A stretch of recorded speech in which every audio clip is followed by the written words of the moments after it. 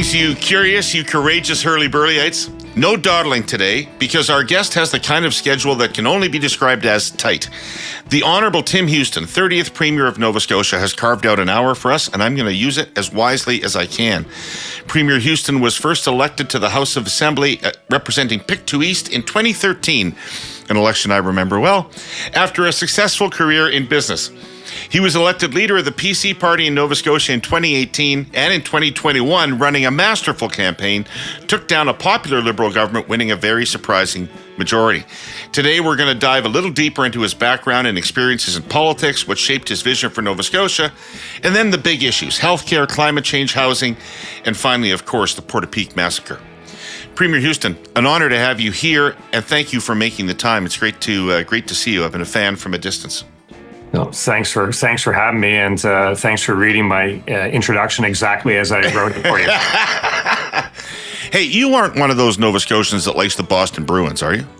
Actually, I'm a big Boston Bruins fan. We're blessed in Nova Scotia. We have literally some of the best hockey players in the world, right? Crosby, McKinnon, Marchand, but I've been a Boston Bruins fan, so I'm a little on edge these days right now. But I was the first round. I was pleased with the result, but even I start to feel a little sorry for some of those Maple Leafs fans. Oh, yeah, but I don't. I'm a Habs fan. Okay. So I come by my Bruins hatred honestly. Yes, when we play the Bruins, we beat them. We don't beat many people anymore, but when we play the Bruins, we beat them.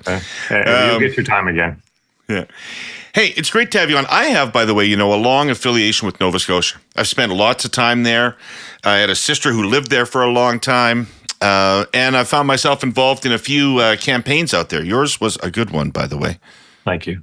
Good fond memories for me. I bet, campaigning, the first campaign, that's always great. Yeah. Next election, you'll have to go negative in order to win. That's just how it works. We're going to delve into that. Yeah, we can delve into that. How did you find yourself in this job? It seems your interest in politics came relatively late in your life. Yeah, it sure did. I mean, I didn't grow up in a political household. I never really had any interest in politics. I'm a chartered accountant, so I went to university, worked for a CA firm, did my articling, got my a job here in Bedford in Halifax. Then we went to Bermuda, got married in 1995, and we moved to Bermuda as newlyweds, and we're there for 12 years. So I worked there. And then when we came back, so we had two kids in tow at that time who were just starting school. And that was the first time that I really started to kind of pay attention to the political environment. And I always say there's only two ways people get involved in politics. One, they get asked. Somebody says, hey, you should put your name forward.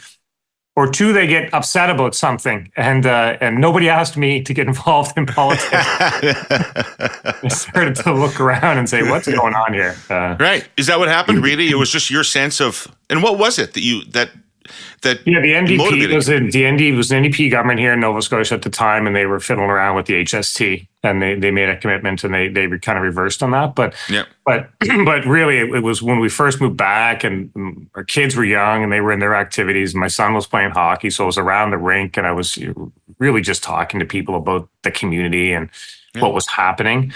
And then, literally somebody, said I don't know if it'll ever get better. And, that's just the way it is. Right. So I kind of made a decision that, maybe there's a way it can get better. I remember the day I went home from the rink, and I said to my wife, I said, hey, I got a good idea. I think I'm going to get out of business and get into politics. She had a certain reaction to that. Mm-hmm. But she asked a practical reaction. I would say it would be one that would be not unexpected for most households, but she did ask a question, and she said, "What party?" Because we weren't active politically at all, and I said, "Well, that is a good question." So at the time, I went around and I listened to the leaders of the day at that time. Steve McNeil was coming through Pictou County where I live, and he had a little thing, and I went and listened to him, and I listened to the leader of the PC party. I didn't go listen to Jamie Drummond, was it not?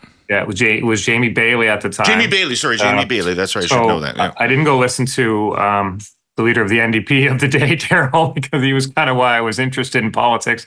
But he's become a friend since. But I kind of listened to what were people talking about, and I kind of thought the PC party was talking about, the economy and jobs and people, being able to stay here. So that was my earliest days, and I decided to put my name forward. I got nominated in 2012 to be the PC candidate in Pictou East.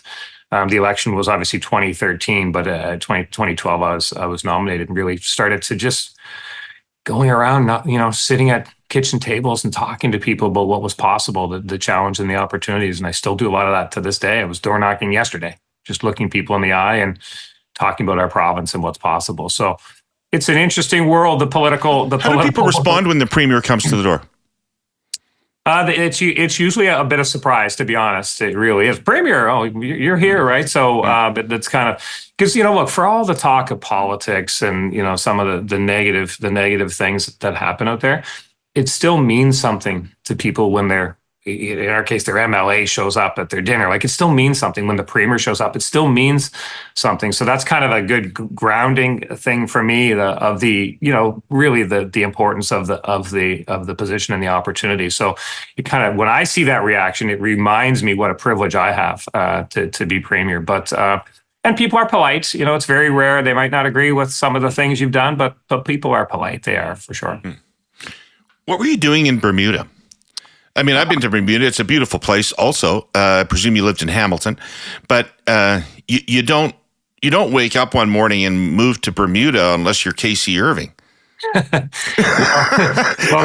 as a chartered accountant, so when I went to St. Mary's, there was Bermudians that were studying at St. Mary's as the Atlantic Institute for Chartered Accountants. There was Bermudians. Bermuda's part of that, right? So I knew Bermudians, and it just sounded like, for a guy that grew up in a duplex in Fairview and Halifax, Bermuda sounded pretty interesting, right? So yeah. I worked for Deloitte, the audit firm there, did audits for a while, and then I worked in kind of in the insurance business. But we were there, kids were born there. I have fond memories of our time there, for sure. In Bermuda, do audits come with air quotes? They do not. They do not. But I actually worked on audits there. Like, I worked on an audit for the grocery store, the local grocery store. I worked on a couple government audits, right? So it's a community, right? So right, good times. Cool. So when people are campaigning for government, they're full of optimism about what can be accomplished. Right? You've got great ideas. You want to get in there and put them into place. Inevitably, when you get there, you find out that there are problems you didn't realize existed and constraints you didn't realize existed. What has frustrated you about the job in terms of getting done what you wanted to get done? I've had more. So obviously, we were very focused on healthcare. That was the whole crux of our campaign. That was a decision we made early on. We did a lot of research. Like, we as an opposition party. We really worked hard, and maybe that's part of my accounting background. We really worked hard to understand how things were working, or were supposed to work, and what was possible. So we put out a lot of plans leading up to the election of what we thought we would do. So sometimes people form government and they say, "Oh, I was surprised. I didn't realize the finances were as bad as they are. Now we can't do." We haven't done that. Like, we actually took pride in understanding what the situation of the. Did you know how bad the human resources problem was going to be? We certainly knew that the challenges were there on the healthcare human resources for sure. Okay. And the government of the day, I actually remember being in a debate, and healthcare came up, and Ian Rankin was premier, and he said. Things are okay. And I think he said there's 20 new doctors starting next month. And I remember thinking to myself, well, wouldn't that be great if he's actually doing a bit of of a head start for me, right? But we knew that would be a challenge. But I would say a couple of things. Certainly, you can't really prepare yourself for the premier's chair. There's just so many different things. Every single day in the province, there's something happening, right? But I've been pleasantly surprised at the willingness of the majority of the civil service to roll up their sleeves and get to work on things, with the right kind of path and stuff. So I've been surprised about that, but I just think that the finances, the money part of it, that'll always be a challenge, trying to balance and the priorities of what we invest in and what we don't invest in. That's always going to be a challenge. We've stood up in the time, just a little over 2.5 years I've been premier.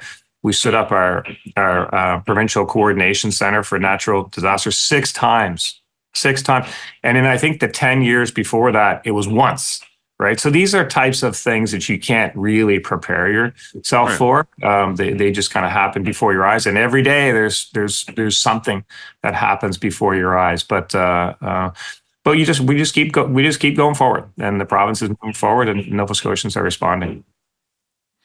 I'm really curious about this doctors and nurses shortage, because I've been following the healthcare issue pretty closely as an outside observer for decades now. And up until recently, I didn't hear that much about this problem. You heard about a lot of other issues in healthcare, whether people could get procedures in quickly enough or what wait times were like in emergency.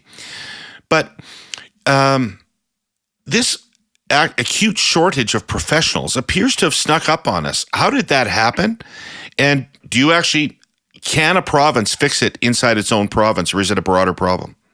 Yeah, I think it's the demographics part of it, right? So how did it happen? Let's go back. It's the demographics for sure. I think that like in this province and I think nationally, if you look back, 20, 25 years, they were reducing the number of seats in medical schools and kind of reducing nursing seats, and so all those things took a while to work through the system, right? And they're here now for sure.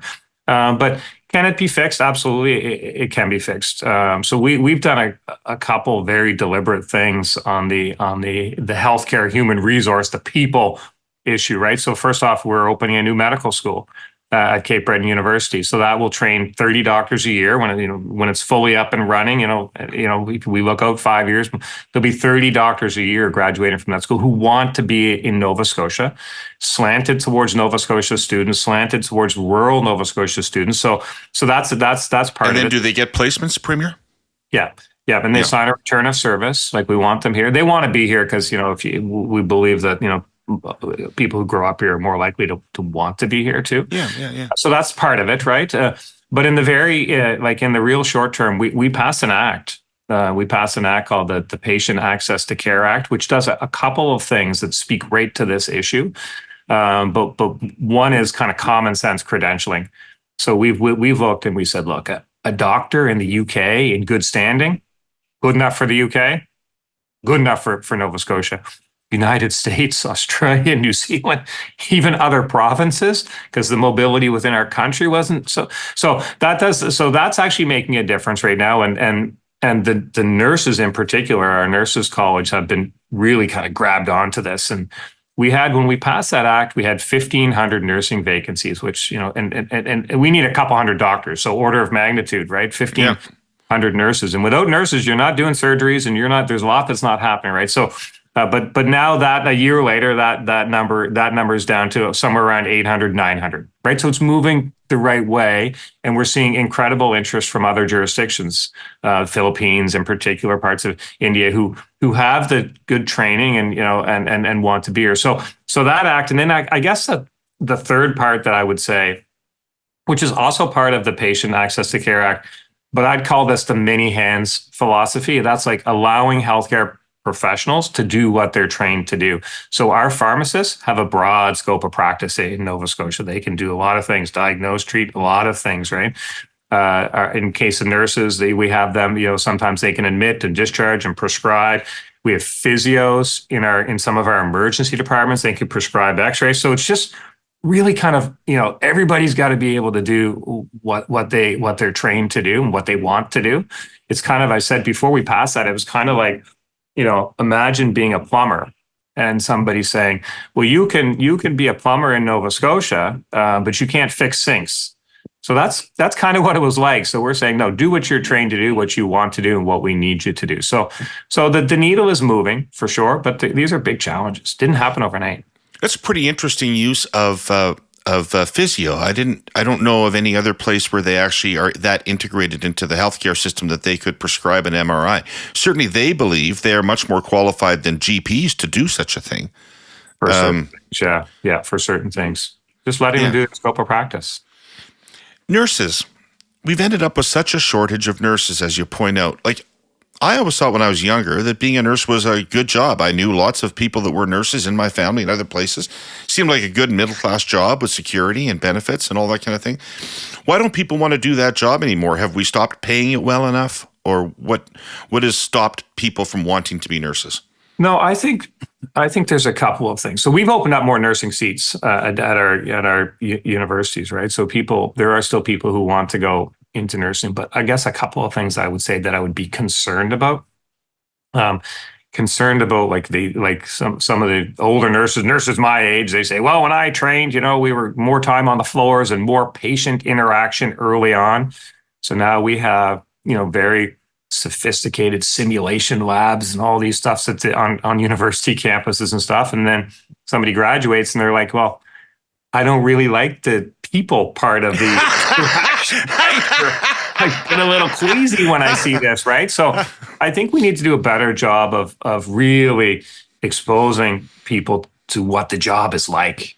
Just the hustle and bustle of a hospital floor or the doctor's office or whatever it is, so they can really get a feel early on for, hey, is this for me or not for me? So I think that's part of it. I think really, I do think that the mainstream media reports about how terrible it is to be a healthcare professional are not helpful for recruiting, right? And so I think, for every day in our healthcare system right here in this province, there'll be 600 or 700 911 calls and ambulances dispatched, and there'll be, 1,000 plus people will go to an emergency department, and it'll go day after day, and it'll work, and then something will go wrong somewhere, and then that becomes the front page, like what somebody said to me. Well, they don't report when the plane lands safely, right? So. But I think, when people hear these stories, well, gee, I don't really want to go into a profession like that. So I think we all have a part to play in just saying, like, you'll be trained properly, you'll be compensated properly, you'll be supported by your government at the highest level with additional resources. And I do think it is still an admirable career, and people still see that, though. It seems to me I've been bombarding you with numbers. Big, hairy numbers these last few weeks. Herle, the data-driven guy. It's in my DNA. More precisely, on the 23rd pair of chromosomes. Again, numbers. So you have to expect it, eh?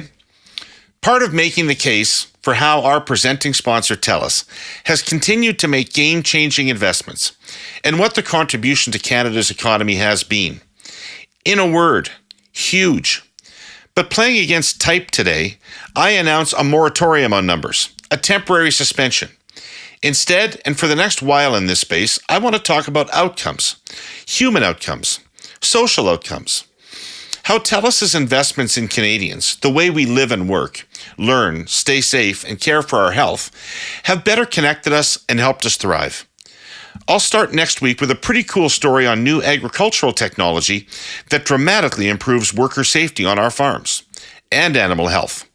Rural and remote Canadians have long been a particular focus for TELUS. Herle Burly-ites, how a company chooses their capital expenditures investments tells you a hell of a lot about what they value. And TELUS wants to keep making these kinds of transformational investments, bettering the lives of Canadians, both urban and rural. But as I've been saying for a while now, regulatory factors play a big, hairy role in what they're able to do. I'll spare you any more specifics for now. We'll dive into all of this next week. I watched some news reports of some consultations that you're doing, or that your government is doing right now on healthcare. Yeah. And it seemed pretty clear you think you want to expand private delivery of healthcare services. Not change single payer, but expand private delivery. I don't really understand how private delivery saves the system any money. And I keep asking this question. I hope somebody can explain it to me. But as I understand it, they tend to pay their healthcare professionals, like nurses, more than the public system does. So they're a kind of rating from the public system, and they have to make a profit. So like in Ontario, I don't know the situation in Nova Scotia, but in Ontario, they actually get paid more for a procedure, the private deliverers do, than the public system gets paid to do a procedure. How does this end up being good for the healthcare system? Yeah, so we don't have a big push for private for sure, but what we have a big push for is to utilize all the capacity that might be in the system, right? So we started with eye surgeries. So but if I go back a little bit further than that, I would say to Nova Scotians, most of us got our COVID vaccines at a pharmacy, right, which is a privately operated place. And no Nova Scotian said to me, well, gee, why did I have to? Yeah, I'm not comfortable going to a pharmacy. I wish I could go to the hospital to do that. Nobody said that to me, right? They just wanted the vaccine, right? Right. And so if you're waiting for an eye surgery, and I say to you, you can go to the hospital and get that, or you could get in a little quicker if you went to some clinic on Spring Garden Road. They don't say to me, well, they might say, well, do I have to pay for that? Well, no, the government will still pay. They want it done in a professional way by a competent person, right? So they Correct. don't. So that's all we're trying to do. Is we have massive wait lists across a number of surgeries and procedures. We want to get that down. So we're looking for ways to make sure people have the access to the system. And imagine if I was sitting here and I knew that I had a wait list for people to get an MRI that was weeks long or months long, and I knew that there was a fully staffed MRI machine sitting in an office down the street, and I refused to utilize that machine that would be a disservice to Nova Scotians. So we need to. We're in a hole here in healthcare nationally, and I think it is a national issue. We're on the ropes in many places, right? But we have to get out of that hole, and then when we get out of that hole, then we can really start to, I would say, kind of rebalance things. But we got to get out of the hole. First. So we use any type of capacity that's there, and we've been methodical. I think we're mostly just on eye surgeries and eye procedures right now, but we're seeing that list come down. And absolutely, if somebody says to me, "Look, I can deliver care to a Nova Scotian that's waiting for this," I am interested in that discussion. And to your point on the cost, I won't nickel and dime it right now. Like I won't. Like we just have to, investing in healthcare is investing in the economy. So I see that very clearly. So we're investing in healthcare because it's what Nova Scotians want us to do. I got my cataracts done at a private clinic in Ontario, but it's a not-for-profit private clinic, and I can tell you, when you have a cataract, you really don't want to wait very long to get it fixed. Huge federal provincial deal on healthcare, lots of money flowing. There's always an argument about whether the system needs reform or money. Does it still need more money after that federal deal? Look, we have our healthcare budget in this province is over 50% of our budget. It's a significant line. I mean, we're not outliers by any stretch of the imagination. And the feds make a contribution to that. I always want a little more for sure. But it needs more money, but it needs more kind of thoughtfulness in policy and procedure too. So we've tried to do both of those things, and certainly I was touring a hospital this week, and I was looking at some of the amazing stuff that's happened in this hospital around their emergency department wait times. And they brought them down pretty significantly by these other, by using other procedures to deal with certain triage scores and different levels of severity. But in the end, I said to the administrator, I said, your problems, your challenges, they're not in this hospital, are they? They're outside. And they said to me, they're outside. So we need more long-term care beds because people are living in the hospital while they're waiting. So all of these things, investing in healthcare is really important, but you can't do it in isolation. You also have to invest in the seniors' care and all of these moving parts that come together, right? So I think that's kind of the reform and the policy part that we need to be thoughtful of, because healthcare was deteriorating for, as it was over a number of years. I think it was like 10 years since a long-term care bed had been opened in Nova Scotia. Like since you've like that was jamming up a lot of things, right? So Right. so I think there's a level of what I would call thoughtfulness and getting out of the silos that's necessary, but it's also expensive. But I think if I do think we can get the costs under control once we get the need under control.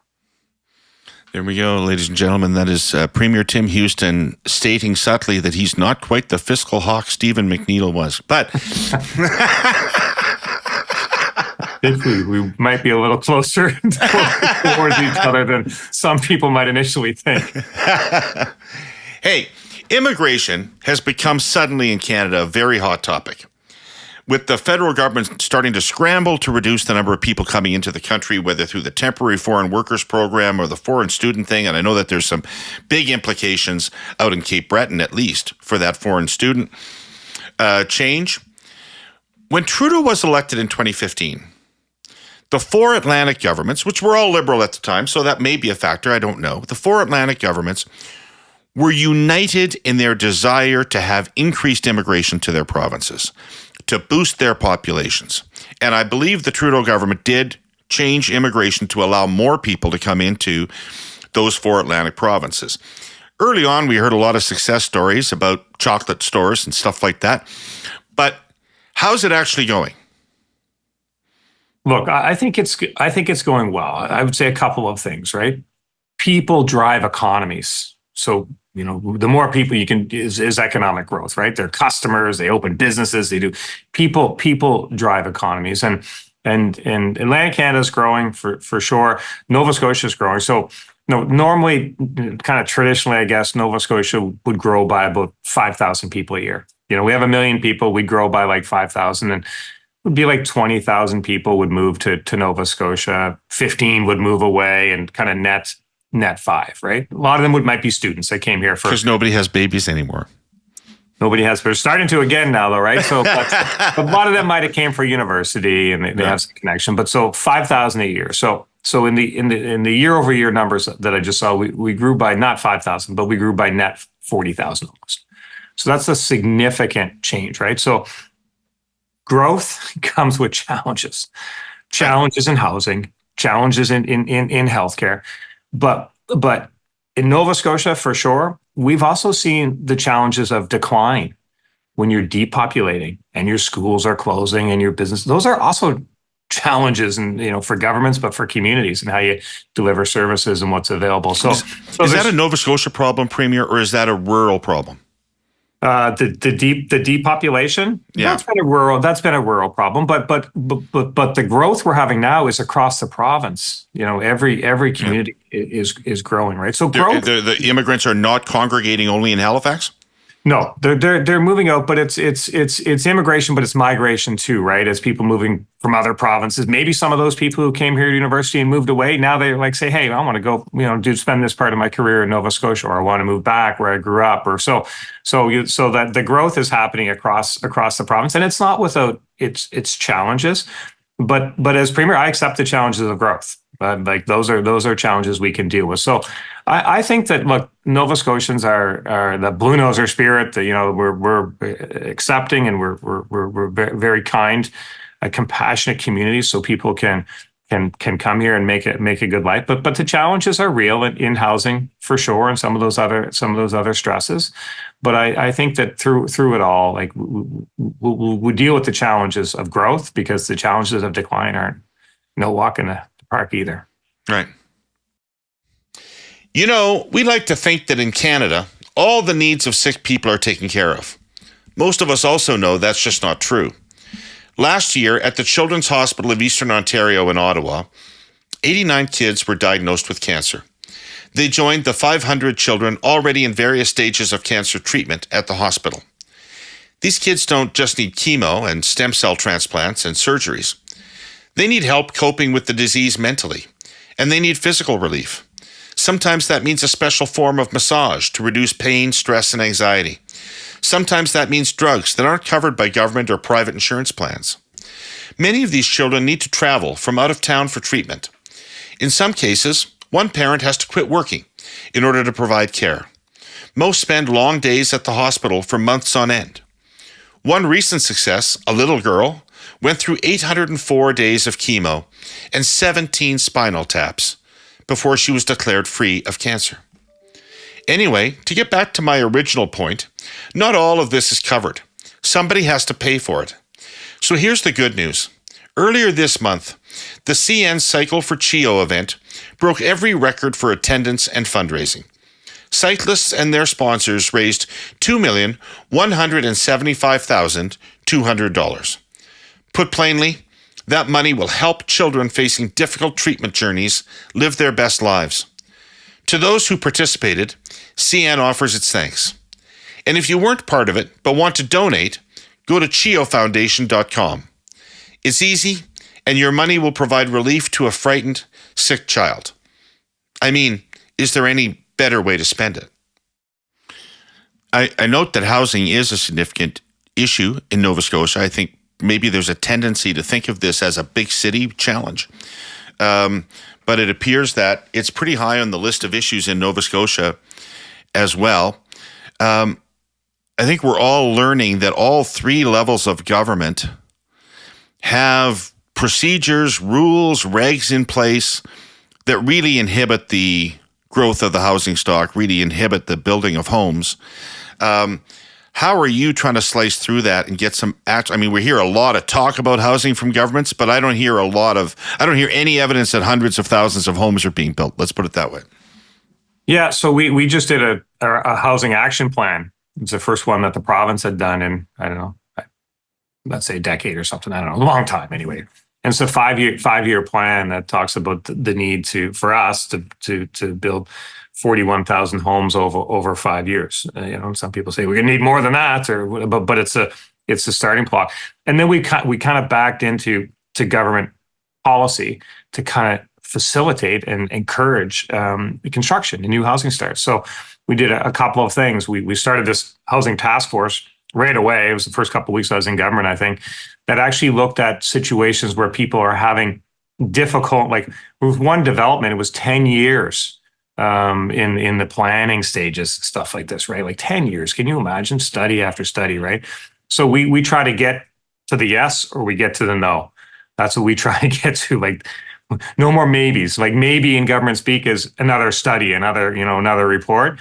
We just try to get to yes or no. It's not always yes, but it's not always no either. As we get away from the maybes. So that task force, people could kind of appeal to them when they've like, hey, 10 years we've been in this process. Can we get, so that's there. We looked at the inventory of provincial crown land and said, took some parcels of that and said, what would, let's ask for proposals. What would you do with this land? We took the HST off some of the multi-unit stuff, right? But also we recognize that the labor issue is real. We need more people working in the skilled trades as well. We talked about healthcare, but skilled trades. So we came out with this program. It's called More Opportunities for Skilled Trades. And under that program, anyone who's working in a skilled trade, and we define that, who's under 30, doesn't pay any personal provincial income tax on their first 50 grand. So that's a way to say to young tradespeople, come to Nova Scotia, young tradespeople that are stay here or get into the trades, right? So I saw your eyes go wide on that one, but that's a little tax incentive for people that makes a difference for them. And we're trying to address a demographic issue too.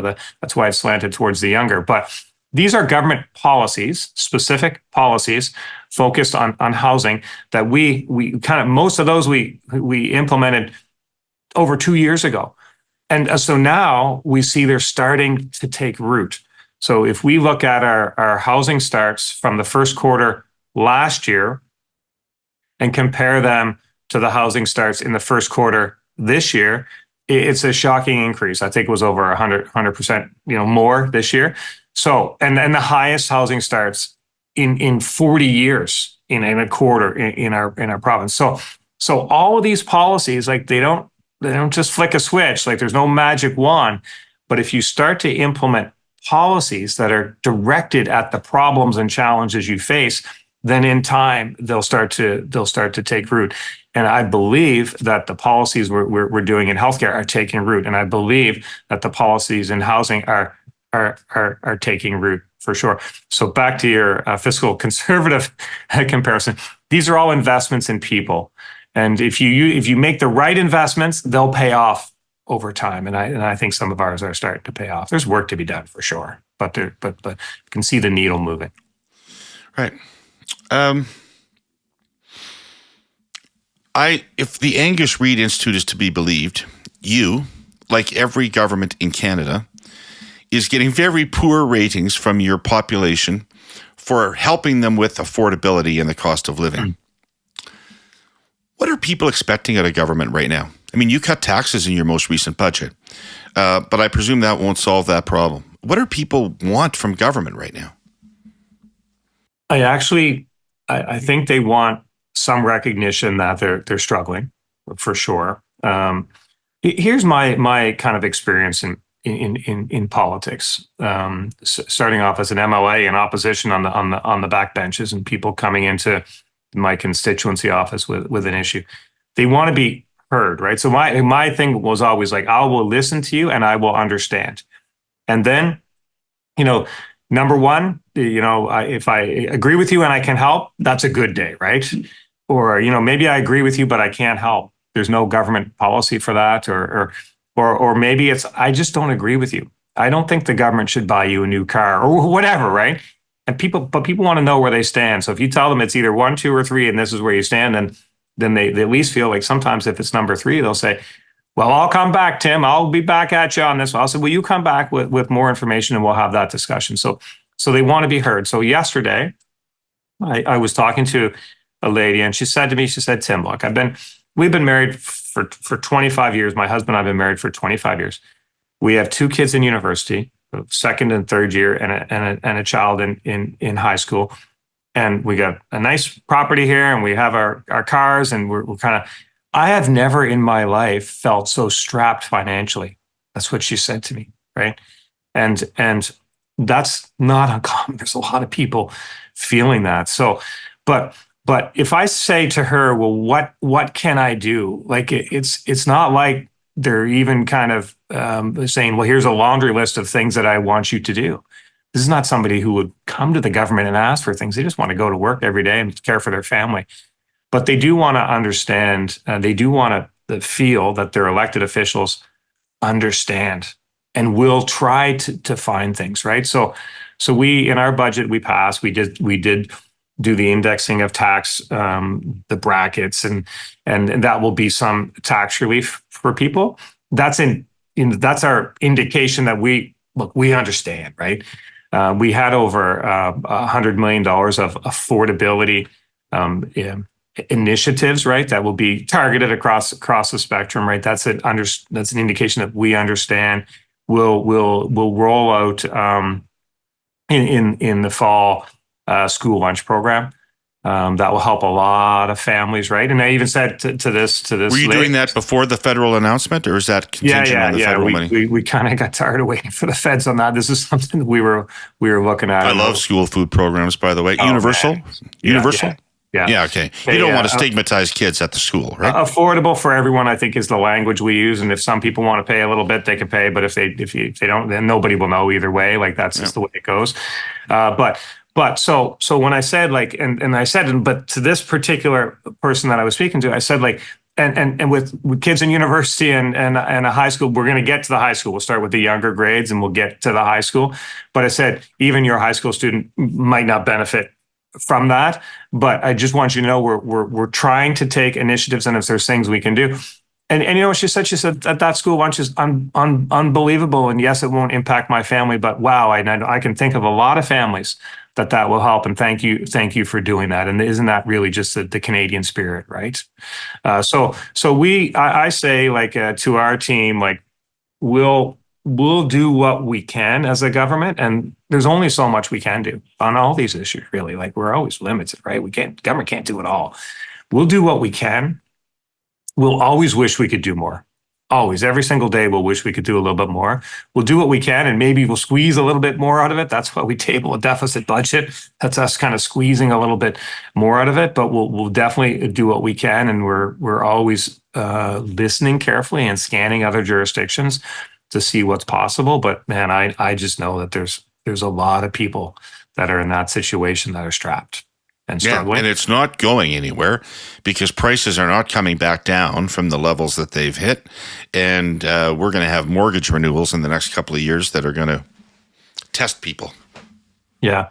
And we've certainly seen, some of the things like I said, like the carbon tax is certainly not helping. Right. And I mean, this is something that but frankly, Premier, I mean, we all know what the politics of the carbon tax is, but surely in actual affordability terms, it's irrelevant.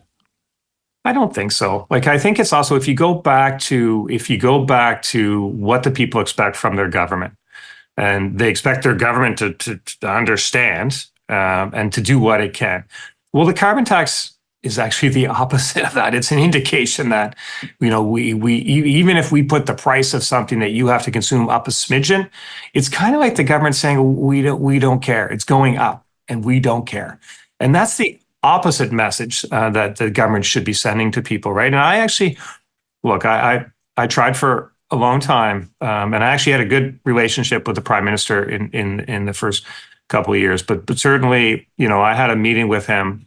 I don't know, maybe it was a year ago or something, where I said to him, like, look, we're going to do what we can for the environment and the planet and all that stuff for sure. Like I do think we've been leaders in that space, but I said that the carbon tax won't work in Nova Scotia because we have to drive, because of our climate. It just won't work. But if you work with me on these other initiatives, we can accomplish the goals. And that was kind of the meeting where I realized that I would say, just to be frank, that he didn't get it. Like, he really didn't get if it would be like me reversing places with this lady that I was talking to yesterday and me saying to somebody who's standing in front of me, and they say, well, yeah, I'm sorry you're strapped, but we're going to do this policy that's going to make your life just a little bit less. But if you're him and he genuinely believes that for people who are strapped in Nova Scotia, they're getting more money back than they're paying.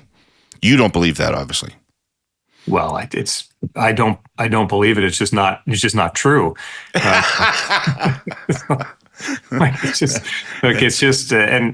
I mean, nobody believes that government has any level, municipal, provincial, or federal, has come up with a tax scheme that people actually profit from. Right. Yeah, exactly.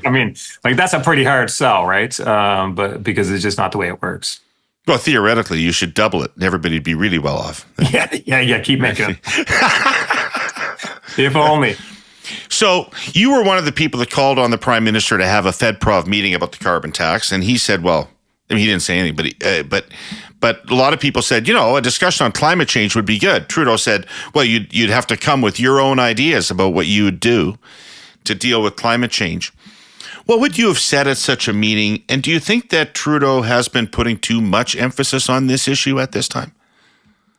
What I would have said is I would have reiterated the plan that we put forward. Like, I was sincere in that meeting, and we are sincere as a province that we're taking steps. We're taking all the steps we just want them to support taking us. Steps, Premier.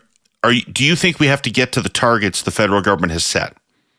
Yeah, we've legislated targets in this province. We're serious on that, right? But how we would do, we got to green. We're still on coal. We have to green our grid, right? And meanwhile, we have incredible natural resources here, incredible wind speeds, onshore wind speeds, offshore wind speeds. We have something called the Bay of Fundy, and if you took every single river in the world, and added them together, you may come close to the strength of the Bay of Fundy at the changing of the tides. And it just goes back and forth, and it's untapped. And when we try to, we had some research initiatives on tidal and stuff like that. There's been a couple attempts to harness the Bay of Fundy. You spent about 18 months building these turbines, and they bolted them to the bottom. I think they lasted 8 minutes. The strength was it was the strength was so incredible. Like it was moving massive boulders and like all and just so they went back to the drawing board and spent another year like making a different turbine. And they bolted that, and I think it lasted 20 minutes, right? But there's different technologies now, floating and all this type of stuff. So we try to research that, and the feds have actually been a little bit to try to slow us down on a little bit of that. They've been a hurdle on that. Sounds like the kind of thing Jonathan Wilkinson would be excited about. Yeah, well, Jonathan Wilkinson is. I have a lot of time for Jonathan Wilkinson. Like I really do. I'm so impressed with him, and I think he personally is excited about the potential for green hydrogen and offshore wind and stuff like that. As on a personal level, I've had a good relationship with him, and I do think he is. But so we took all of this stuff and we put a plan together, and we submitted it to Minister Guilbeault, and it was called Better Than a Carbon Tax. Because it wasn't. And then recently I heard Minister Guilbeault was in Nova Scotia, and he made this comment that he said, well, excuse me, he said, well, if any province wants to put a plan together, I'm happy to look at it. And I was thinking to myself, man, did he not even look at it? And then the Prime Minister said some similar stuff. And offered, so we took that plan and we freshened it up and made it, to today, and we resubmitted it. We called it Still Better Than a Carbon Tax, and it's not a grade 5 project. This is like a 250-page document on what's possible and what we can do by working together. So if anyone says what would we do, like I'm always happy to have that discussion, because I think just between the wind and the tidal, they could do so much to provide the green energy that the world is looking for, and Nova Scotia could be an absolute leader in that space. And imagine what that would do to our economy here in our province, but then imagine how that could help the country when you start to get into the transfer payment system and all this type of stuff, right? So the potential is there, and I would say just for me, it was kind of surprising to think that Canada as a country. Just think of our nation with all of our opportunities and shorelines and offshore and stuff has zero offshore wind. So isn't that a shocking thing? Like if you travel around and you see what they've done in other jurisdictions, so think about the position that our national government takes on the environment and all this stuff. But then yet here we are with so much potential resource and so much opportunity to provide green energy, and that needle hasn't moved. So just, I would say to the Prime Minister, just get away from your talking points. Let's get to work on what can actually make a difference, because it's not the carbon tax. So as you were talking, I was thinking about the fact that the feds are throwing billions of dollars at the prairies for carbon capture technology, to develop carbon capture technology, plus built a pipeline from Alberta to Tidewater. They're throwing squillions of dollars at the EV auto industry in Ontario and Quebec. So what are they doing for industrial policy in Nova Scotia? And why wouldn't that include investments in wind? It should. I wish it would. I believe in the Federation. I'm chair of the COF, so I get to chat with premiers all the time about what's happening, and I'm supportive of investments anywhere in this country.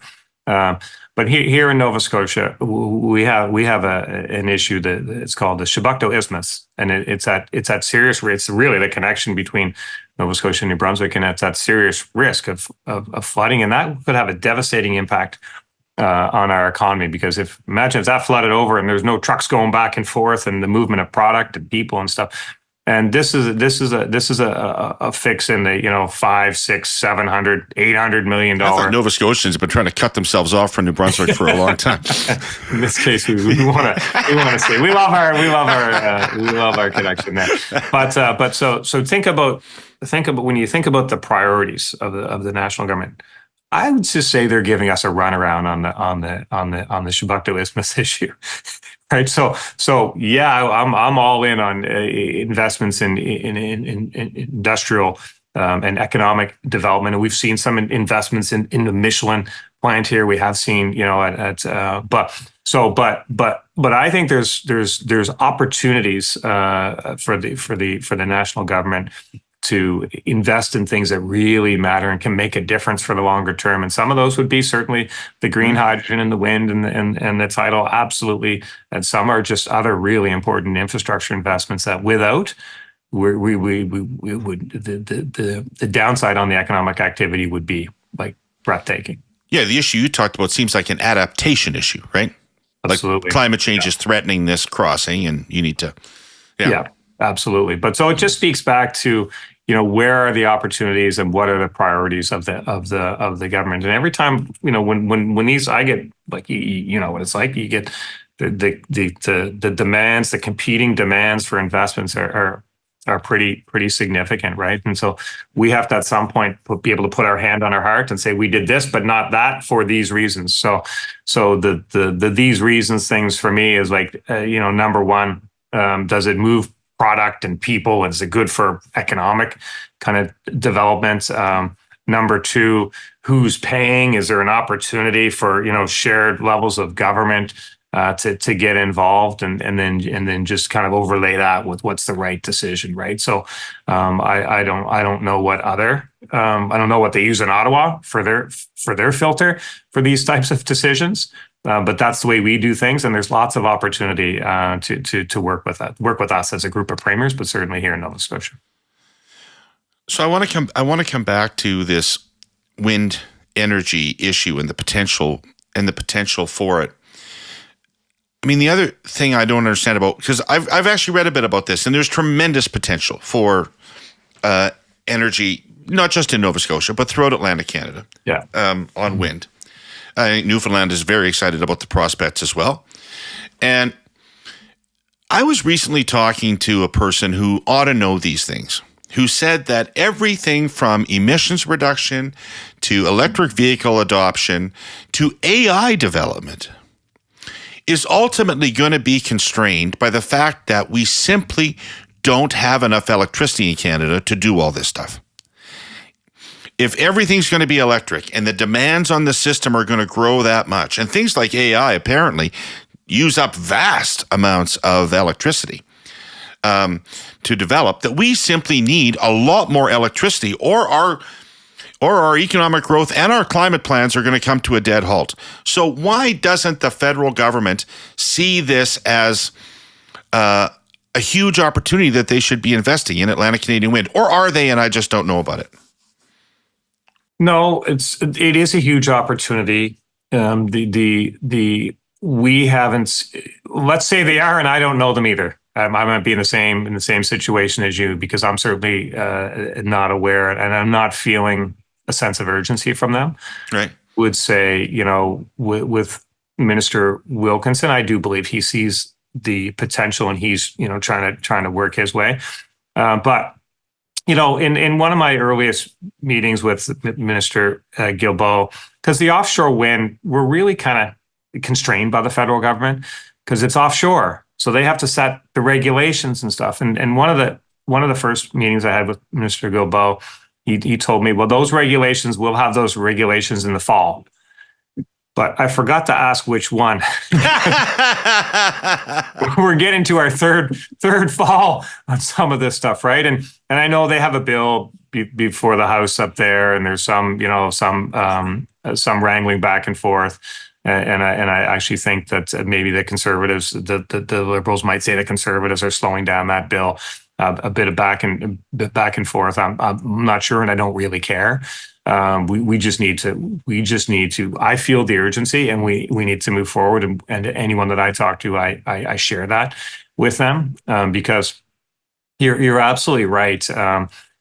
Just even if we look at other provinces who have massive generation capacity, when we were at COF, they talk about, well, this company was interested in coming and setting up, but we couldn't, when we looked at our grid, we couldn't meet that. So I think it's an issue. It's an issue in Nova Scotia, and certainly there are times. There are a number of a number of industrial consumers in our province who have agreements with our utility that they kind of get shut down when there's a load on the system that is unusual or different for whatever reason, and they get shutdowns quite a bit in today's environment. And when you shut down a massive factory in operation like that, like the wear and tear on your machine, because when you start it up and stuff, significant economic costs when this happens. So this is today, and so when we look out to, you're right, to the needs of the future, it can be kind of a bit of a scary prospect. So I feel the urgency, and I believe that there are some in the national government that also feel it, but that there are others that must not, because we're not seeing the action. Premier, we're running out of your time, and there is an issue that I do want to raise with you, and that is Portapique. And I devoted a couple of episodes of this podcast to that issue because I found the behavior of the RCMP so inexplicable. There was just something about the whole story that didn't make sense. The last thing I really checked in on was the RCMP commissioner being announced and coming out to Nova Scotia and saying that he hadn't even bothered to read the report on the thing. I know that the anniversary was just recently. Do you have any reason to believe that situation would be handled better now if it occurred than it was then? This is like obviously the impact that tragedy really had on all, like everyone in Nova Scotia and most across the country remember where they were at when they first heard about this. And for us, it was unfolding here, and we were hearing updates and stuff, and the impact on certainly on the families and the communities and all of us. Like, it's, you don't have to go too far to find some connection to what happened there. So everything we do as a province, we put the families at the center of that, and try to make sure we honor the survivors and the families for sure. And so, the commission did good work and came with a whole series of recommendations. We're moving forward on our side. Some of them are provincial, and we're moving at a pace on those, which I always want to go a little faster for sure. But we're moving at a pace. Some are with Ottawa, and some we have to work on together. So I think, and then some are for the RCMP, right? So I think what I would say is, I think there is still challenges around the alert system. Like I really do. It's hard. It's been hard to kind of to really kind of get that sorted out properly. But I do think it's more effective now. I would hope. I think there's still challenges with rural policing for sure. But I think that there's also a lot of lessons learned, and some things are better. So I think that overall, as communities, we would be more prepared for this. But I absolutely know that there's a long way to go to make sure that we really get through all those recommendations and really change the way we do things. So at the moment, you don't think you're well served by the RCMP? You think there needs to be changes? I think when we look at law enforcement in general and public safety, we would, and it's not in my nature to ever get to a comfortable place to say, well, that's done.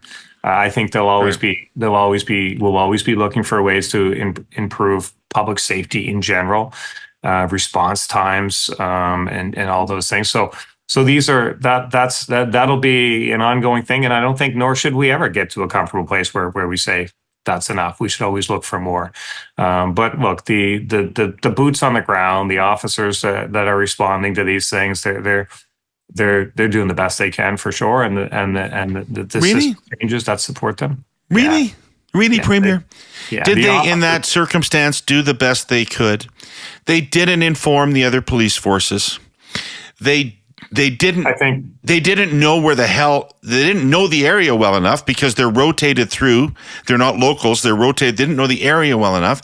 And as far as I'm concerned, from what I can tell, other than the possibility of the one officer in her car, I don't think anybody put themselves in harm's way at any point to save a Nova Scotian. I think like the actual officers in that moment in a war zone and in something, I think they're doing what they can do. I mean, certainly up the chain of command and maybe the orders they were getting and stuff, there's always going to be opportunity to, and there's been lots of, the commission looked at all that stuff, right? So, but I think like I was sitting on my porch one day, and an RCMP car pulled into my driveway and got out, and it was somebody I've known for a long time. It was a member of the RCMP, and came up and had a little bit of small talk about something. I said, "What are you doing in the area?" Was checking on this, was checking on that, and then there was a pause, and I looked at him and I said, "You were over there," and he just started crying. And he said, "Yeah, I was over there. He was actually stationed he had blocked off a back road." Okay. So they had some checkpoints, and obviously there's a whole discussion about whether they had the right ones and all that type of stuff. But he was doing what he was asked to do. And he had a checkpoint on a dirt road in the middle. And he relayed a couple of cars had come along.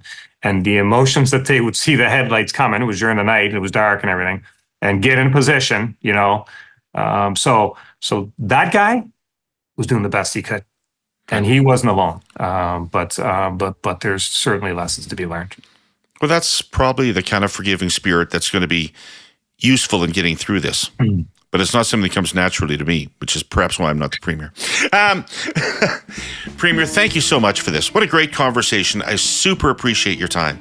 And Godspeed to you with all the challenges that you're dealing with out there. And it's such a beautiful province. It's such a treasure of Canada, Nova Scotia. I can't wait to get back there myself, and maybe we'd run into each other for a beer. That would be great. Look us up for sure. Thanks for having me. Great. Thanks. Complete honor and a bit of fun too. Great. I'd like to thank our presenting sponsor, TELUS, and our sponsor, CN, and all of you crazy Herle Burly-ites out there, curious for more knowledge. Come back next week. We'll see you then.